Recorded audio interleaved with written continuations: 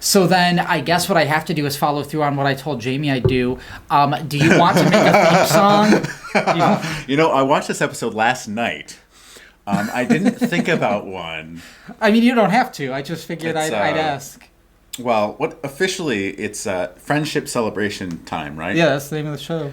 All right, I could sing friendship celebration time, friendship celebration time, friendship celebration time. We're here to celebrate you. Hi, it's friendship celebration time. I'm here with my friend Derek to celebrate the friendship and the new song that you've created for us. The bar is set very low. Theme songs can be whatever they want. I'm waiting for someone to just make up something about like cheese or something totally unrelated. You didn't say I could bring up cheese. Friendship celebration cheese. What would a friendship celebration cheese be for you? Like, what cheese would it be? Well, I don't eat cheese, so it would be a vegan cheese. Probably then. a vegan cheese, okay. yeah. Which is, to be honest, nobody's excited about vegan cheese. Like, I'll eat it, but I have had some vegan cheese before. I've had some vegan. It's good. You get the right stuff that's melty. Yeah, and that's what I've gotten melty vegan cheese. Yeah, but I'm not pretending vegan cheese is delicious. It's cheese. Yeah, I'm not opposed to the vegan food substitutes that I've had, the food alternatives. Well, the plant-based stuff is pretty good. Most of it is. I've been pretty happy with it. I'm like the worst junk food vegan you're ever gonna come. I mean, I have not lost weight since I went vegan, which is like you'd think most people lose. You lose weight, but I also make sure I get like nutrition in, and I take vitamins and my head pills, which is not related to veganism, but also keeps me balanced.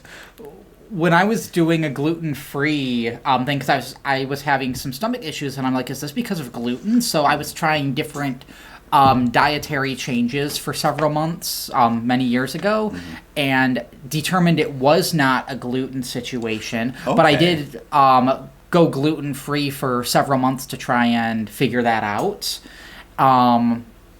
It turned out that it was a lactose situation. I realized that, well, I have a theory. I was never tested as lactose intolerant, but once I gave up dairy, I just felt better. Like, all of me felt better after giving up dairy. I find it weird that humans drink the milk of other mammals, whereas other mammals don't do that voluntarily. Yeah, our genetics are actually... where the mutation is that we can't, like those of us, we are naturally lactose intolerant, but there's a mutation that allows us to process lactose in some of us. So that's actually a beneficial mutation. So some of us can eat and drink dairy stuff without having a tummy ache, whereas some of us can't. I'm not in the lactose lucky group. Yeah, either am I. At all. So I am so super excited to be here with you today. I really am. I am super excited. As I said, I nerded out, and I intended on watching all the episodes some of the episodes weeks ago, and then yesterday I was like, well, I need to binge what I haven't watched, which wasn't much. I had 3 episodes to binge yesterday. Yeah. It wasn't much.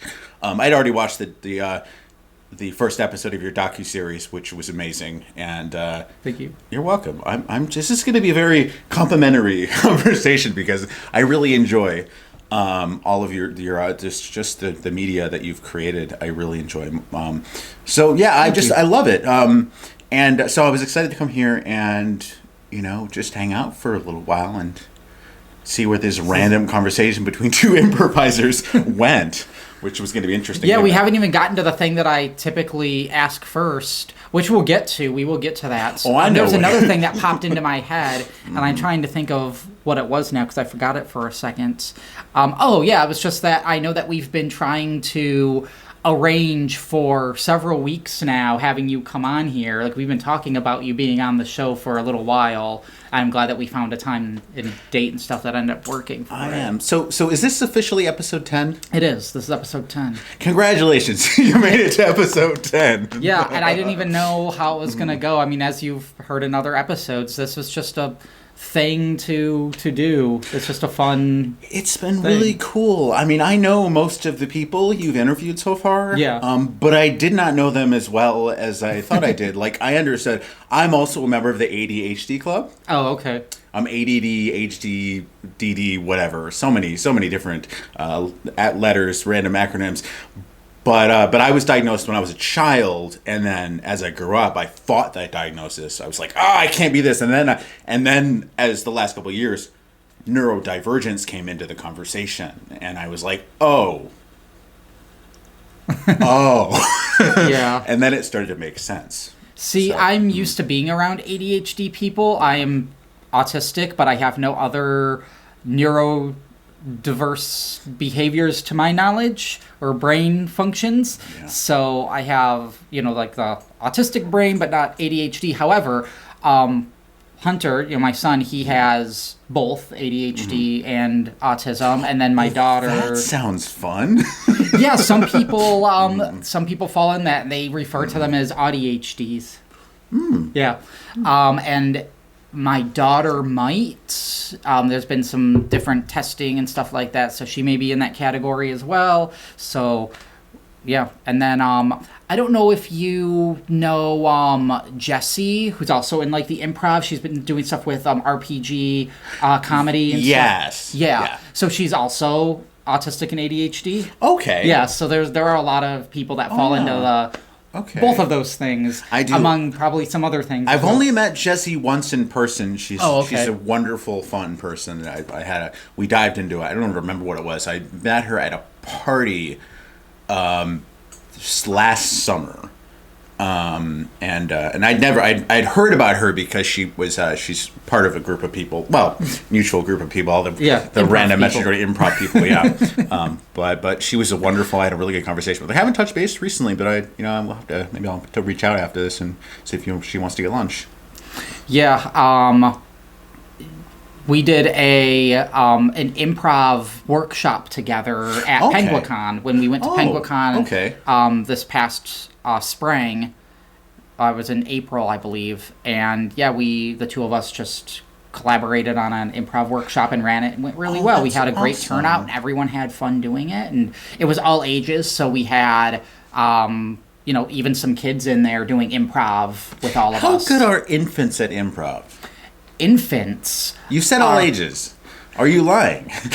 I didn't say we had all ages there, but I'm saying that if open someone to all wanted ages. to bring their infants in, they could have. And someone may have been very clever. Like, I don't know if you've seen those Looney Tunes cartoons where you have like the mobster who dresses like the baby. I am very into cartoons, so yes, I have seen that stuff. I'm a big fan. Big fan. It's probably one of the things we'll talk about later. Yeah, probably. Then we'll get back to that. So, do you remember how we met? I've been thinking about this, and I'm 90% sure we met when my improv group hosted an event at Motor City Youth Theater, and you attended one of those. Although it could have been Barefoot, but I think it was Motor City because you came out to Mod Pizza with us after. I think that's how we met. Yeah. So the first time I saw your improv thing posted, and so I had gone to the event, and I had a fun time. So then I came back, and there were a couple other people that I knew who also ended up being there. Sure. So then I had come to, I don't know if it was a week later, 2 weeks later or something. I came to the next one as well, and that's where we went to Mod Pizza was that second time. Yeah. And that's also where I met Jason, who also has no smell. So, I mean, who also runs the improv with you. I have to tell you, I have a thing about that. I dated a girl who had no smell once. I had another good friend of mine that had no smell at one point.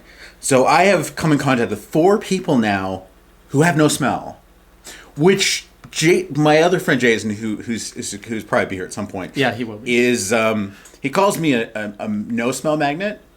Oh. Because people that have no smell just I find myself in orbit with people like that have no smell. So did you know that Jennifer also has no sense of smell? I do. So actually that makes 5 people. I do know that Jennifer has no sense of smell. Yeah. So it's they're like I don't want to say I'm collecting them because that dehumanizes you, but they're not my Pokemon cards. But I want to be a Pokemon. Well, if that makes you happy. I made a Pokemon reference in the Brad episode, but I don't know who would have caught it. I don't remember. I do remember you being ridiculous. So the phrase was, slacking is loafing around. Okay, I didn't get the reference. Yes, because Slacking is a Pokemon that has an ability called Truant, where every other turn, Slacking just loafs around, so then it'll let you know at the start of that turn, Slacking is loafing around. See, so it can only take action every other turn. I'm not a Pokemon nerd. That's not my, like... We have a thing at our online improv group where whenever somebody makes a super, super nerdy reference, and it's usually me, Jason will yell, "Nerd!" So it's usually some like book reference or some. Now my area of nerdery is not like I'm not like an anime guy. I don't really know any of that. I nerd out about improv. Number one, so much. I nerd out about comedy. I nerd out about cartoons. So those are more my things. More Western cartoons. Yeah. Looney Tunes type stuff. So if I were to make a random Space Ghost reference, you'd be... Probably would get close to getting it. Yeah. Never got... funny enough, I never got into Space Ghost. I got into old a lot of Looney Tunes. Yeah, I watched a lot. A lot of The Tick, which is one of my favorite all-time cartoons. The Tick is my favorite superhero. When people ask who my favorite superhero is, I say The Tick. I've been debating for a long time getting a Tick tattoo on my ankle. I really probably will eventually. It's just white ink is I don't know how good it is yet, so I want to make sure before I get it. But yeah, so I love The Tick. I love a lot of the really esoteric cartoons. I love Invader Zim. Jonan Vasquez is amazing. I don't know if you're familiar with him. Mm-mm. So Jonan Vasquez made Invader Zim. He made a comic book called Johnny the Homicidal Maniac. I've heard of that. Yes. So he is a really, really just super talented creator. He made a music video for the band Mindless Self-Indulgence called Shut Me Up, which is basically a cartoon with actual people. It's really amazing. If you ever have a chance, again, that's the Mindless Self-Indulgence is the band, and the song is Shut Me Up. It's very early aughts in how intense it is. It's kind of like an EDM sort of rappy thing, but it's very, very interesting. Okay. Yeah, so back to, again, we met at improv. Big surprise. Which is where I met a lot of my friends that I hang out with on a regular basis. I mean, Jason I met, he just showed up at our online group one day. And now he's co-running it with Now he's moving to Michigan. Yeah. To co-run. I mean, he lives in Sacramento, and and he's been co-running it with me for a while. He stepped up into leadership back in March of 22. Yes. And then we've been really thick as thieves since then. Yeah. So when you do the online improv, and I know you've done some of the in-person, is there a goal one way or another as far as ultimately what you want to be doing? I just love improv in general. What we do online is just it started because the world shut down, and there was really in-person wasn't a thing that anybody was doing for a while, and that it has evolved into this wonderful community of people. A lot of the people that are part of our community can't really do improv in person for whatever reason. Some have immune compromised people can't come out of their houses a lot. Some people have accessibility challenges. Some just for whatever reason, a lot of people in our community don't really go into in-person stuff. I love improv, so I'll do it whatever way I can. I'm studying currently. I think down the road maybe is writing a book. I'm thinking about. It's been bouncing around my head for a while. But I also like care deeply about EDI stuff, equity, diversity, inclusivity. So I want to find a way to write a book that kind of combines some of those passions. I don't know if that's possible. I might have to focus a little bit more on improv, maybe a book on improv and then a book on other stuff. But I also I don't know if it's my place as a cis straight white man of a lot of privilege to write a book on diversity and inclusivity. I don't know, but I care deeply about it and standing up for marginalized communities.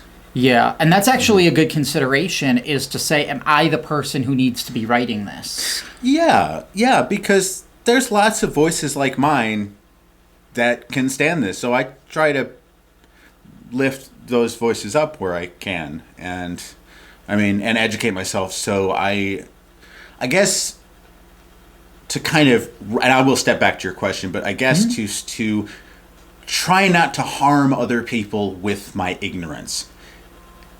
And I can't help because there's tremendous gaps of ignorance within most of us. I would say everyone has places where I am ignorant of most of anime culture. I don't know it. I'm ignorant of the experience of a lot of marginalized people. I don't know that as things, but I try to educate myself. So when I reach a point where having knowledge helps me be an ally or a friend, then I can try just not to sit on the side of, well, you're wrong because of this. No, let me listen to you. Yeah. So anyway, I guess what I see myself is, I want to just keep doing it. As long as I can keep doing improv in some way. And like I said, I was listening to your interview with Yogi, watching the interview with Yogi yesterday, and I was really thinking about you can see the ADD thing. I'm ranting. No, it's fine.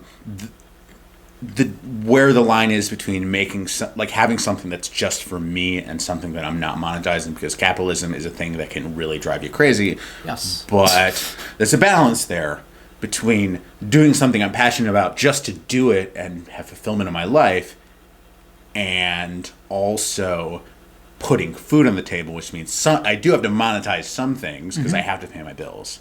It's I think that kind of answers your question, I would hope.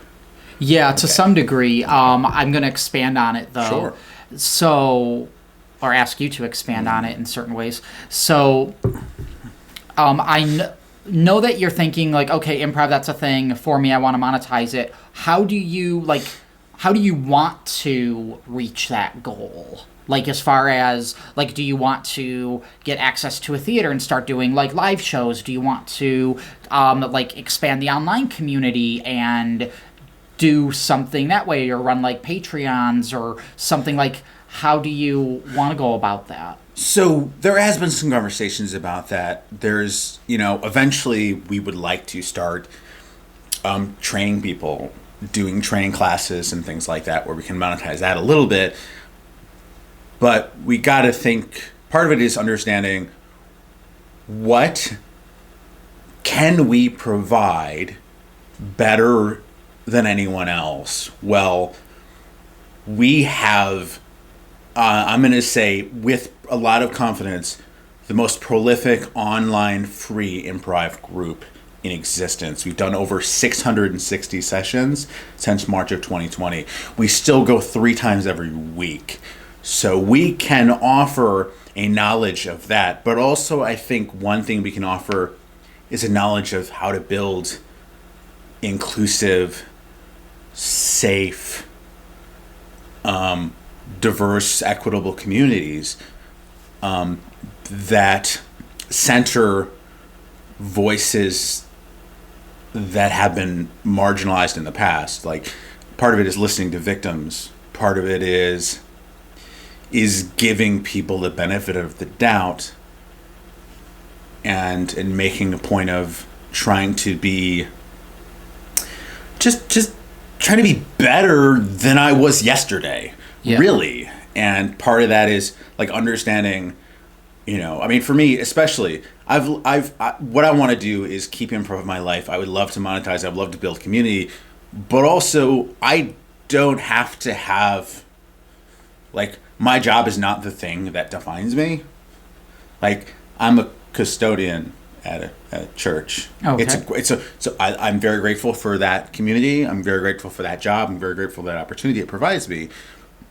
But that's not, that identity doesn't really define me much. What defines me is, like, understanding and trying to help. And I think in the future I would like to, I love the films of Christopher Guest, so you mentioned making movies. I would love to make movies that are improvised with, like, a loose framework. I've been hearing about this improvised play you've been kind of bouncing around. That sounds exciting. So whether or not I would be involved in a performance standpoint, I would love to help you in whatever way I can present that idea. So I want a partnership and build community. And what I've learned in improv is that it's kind of like, if you get improv, there's a sort of kindred spirit to it. There's an open-mindedness that I've noticed in a lot of improvisers, because you're kind of flying by the seat of your pants a lot of times. You get very comfortable with uncertainty. And I've learned through our community online, and I've seen people be very uncomfortable at first, and then keep coming back, and then start opening up and getting more comfortable with the uncertainty of that. And that is a beautiful thing, which I think can be used in ways to help people. Yeah, do you get a lot of new people coming to all the time? Okay. All the time. We're not consistently as big as MDI, where you'll have 20 people, 25 people in person at a session. But also, we meet 3 times a week. So there's more opportunity for people to spread out and do a day that works for them. Exactly. So we, somewhere between 10 and 20 is our sweet spot. Less than 10 people can be a little bit tough because of the fact that the way our games are designed, we have a lot of group games, which when we started, we didn't have anything. So every game we have in our space has been kind of either brought from other groups early on, or we have monthly workshops. So we're always working on trying new games and bringing them into the community. And whereas, like, in the in-person improv, there are dozens of books on improv. I have myself almost 40 of them. Okay. So if you're putting on a in-person improv event, you can go to those books and say, this game, this game, this game, and then a lot of them are pretty much ready to go. That's not the case for online improv. So most of our games we've had to custom tailor for an online space. Like, we have a version of Freeze that didn't exist before the pandemic. We have a version of a lot of games. We have a version of we call it Objection, but it's kind of a courtroom game. You probably played versions of it. We have a game called Literary Actor's Nightmare, which is an in-person game that we adapted. I remember hearing you talk I heard you talk to Jamie about Acronimble. It's a great game. Yes, We've been playing it for years online. It's a great one. So we've learned that the fact that people don't have to leave their house, and the fact that our community is still it's still free. We don't charge anything for people to show up, and we have been 100% supported by donations since we started, has been great. And yeah, it's a lot of work because we lead a community. But whenever I see somebody who's new, just kind of start to, or get it, or somebody who's been around a while, who's been shy. Like, we have a member of our community. I'll even call her out. Shane is a member of our online community. I know Shane will see this because I'm going to put it on. I will put a link on it. Shane showed up for a while and was kind of shy and a little bit late, a little bit apprehensive, and then one day Shane pulls out a harmonica in a scene and starts playing her harmonica, and I'm just like, whoa. Shane does the most amazing kids' voices. We have a lot of games that are designed so you can do kid voices. We have Kid Noir, which is like film noir except in kids. I have a question about that. Sure.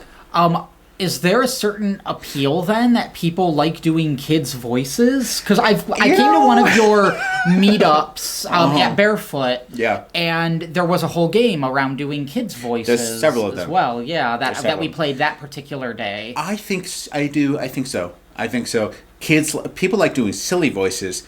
People love doing kids' voices, and more than that, people love hearing adults do really good kids' voices.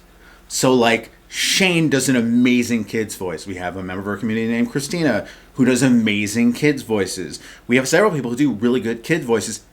I think at the heart of it, what improv is play. Yeah.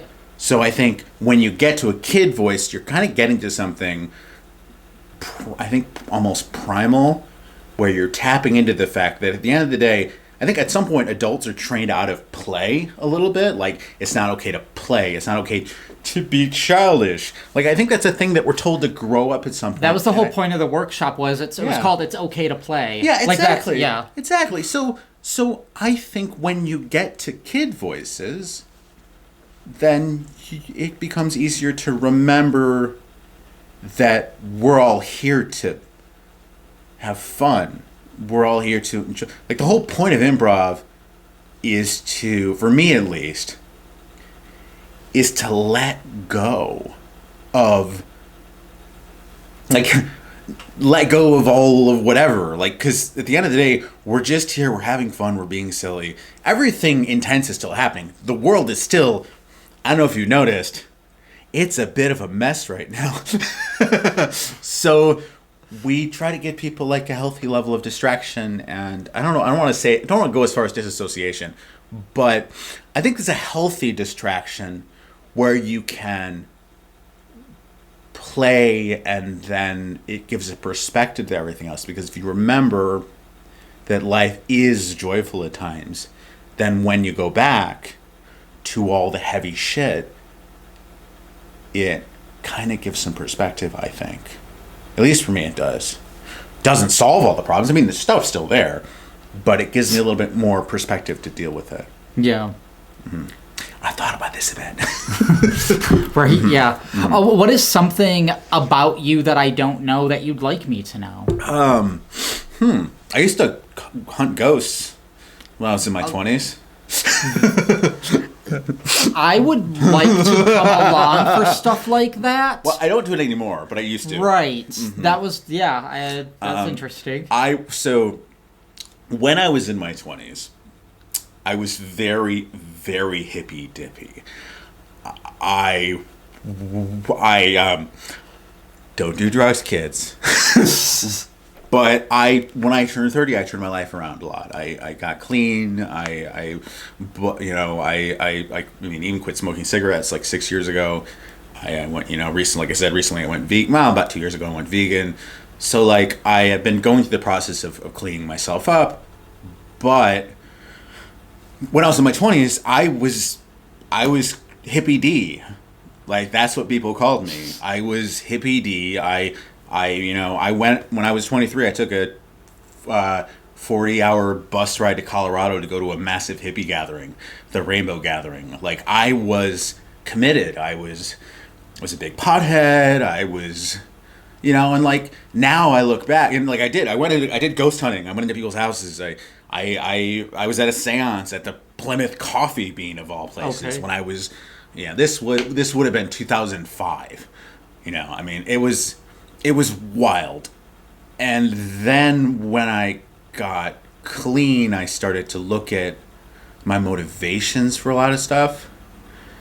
And like while I don't think at the core my goal was to be manipulative, but I think I was manipulative in ways, and I try not to be anymore. I try to be honest, and I try to be upfront with people. And I have lots of cool stories like that. Like, I mean, I remember at a seance when I was 23 feeling like a spirit jumped into me and wouldn't leave. And that freaked me out. I don't know how much of that was true. I don't know how much of that was the power of suggestion. I don't know any of it anymore. I mean, I do know that in that moment it felt very real. And, Right. I was a Reiki practitioner for almost 10 years. Yeah, one of the things that when there are, when people they talk about, oh, there are ghosts here, there's spirits here, this house is haunted and stuff, they always seem to go away whenever I'm around. So that's very odd. It's funny how that works. I happen to be a person that they never want to do the things that. I've never seen a ghost. I have gone ghost hunting and I've seen some weird shit, but I've never seen a ghost. And I have felt that there might have been a ghost in the room, but also, how much of that was the power of suggestion? How much of that was so many different things? I don't know anymore, but I do know that it was fun when I was in my 20s to, try that stuff out. And that's a time to do that. It's definitely fascinating. Yeah. And hearing people talk about it and that sort of thing. Sure, So it is. It's interesting. I don't know how much of it I believe anymore. But I do know that I never charged anyone to perform Reiki on them. Okay. I never felt good about that. I never felt right about that. Occasionally I would be open to people donating money to me, but I could never bring myself to say, I will do this for this amount of money. I think partly because on some level, I don't know if I ever really fully believed that it was, I don't know. I was never fully, it was complicated because I donated a lot of my time to this and my own money to this.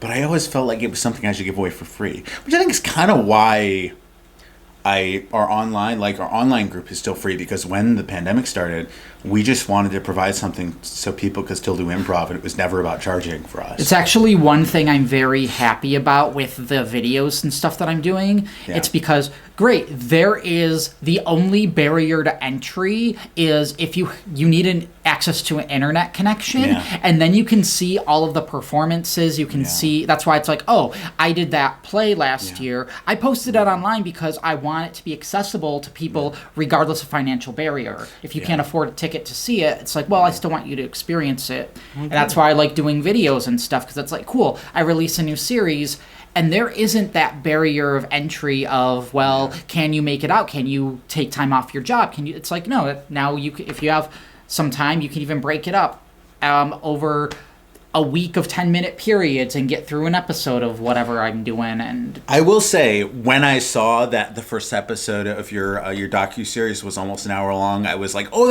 I don't know if I have an hour to watch this right now. When I pulled it up, and then what I did was I watched about 10 minutes of it, and then I watched the rest of it yesterday, and I was like, oh, this is great. When I first started watching, I will be honest, my first 10 minutes, I think, it wasn't about the thing. I was just in a bad headspace when I started watching it the first time. And then when I watched it, the rest of it, I was like, oh, this is awesome. This is hilarious. I love what you're doing in character is so great. Thank you. I mean, I love it. Okay, so what I love to play in improv is I think I call the high status moron. The person that is authority figure that clearly does not know what they're talking about. And I love playing that character. It is so fun. And when I see that character sort of played, which kind of felt a little bit like what you were doing, right? It was so funny. And I love it. It was so good. You're welcome. So I love that stuff. And I love giving... Yes, I have to pay my bills, of course. We all have to pay our bills. So at some point, there will be some monetization somewhere, because, we live in a society. Ugh. Anyway, yeah. Mm-hmm. So, since we have to wrap up now, I'm going to ask you to finish a sentence for me. Okay. That starts with Jason as your friend. Wow, it's so quick. We're already on. Wow, okay. Jason as your friend. I'm grateful to have you in my life. And I appreciate all you bring to our community. Thank you. And I'm just glad that I've been enriched by the bravery of you being clear, and the fact that you've been so assertive about your boundaries and compassionate when people fuck up and like going for a hug, because I'm a very huggy person, but also I have had to learn that myself. Like I'm just a lot as a human. I'm self-aware of that fact. But I appreciate that you have been so clear and kind about setting your boundaries. Thank you. And that has in ways allowed me to be braver because I followed your lead. So thank you for that. Thank you. And something that apparently we started last episode per Jamie. So, Derek, as your friend, I appreciate that you check in on me. That you will see how I'm doing, and you hear like, oh, maybe this thing's going on, or I saw something that might be signaling something deeper that might be troubling him or whatever, and just kind of checking in. And so I appreciate that you do, check-ins with me and stuff like that. Thank you, buddy. I care about you. Thank you. It's just my telepathy powers. I didn't tell you.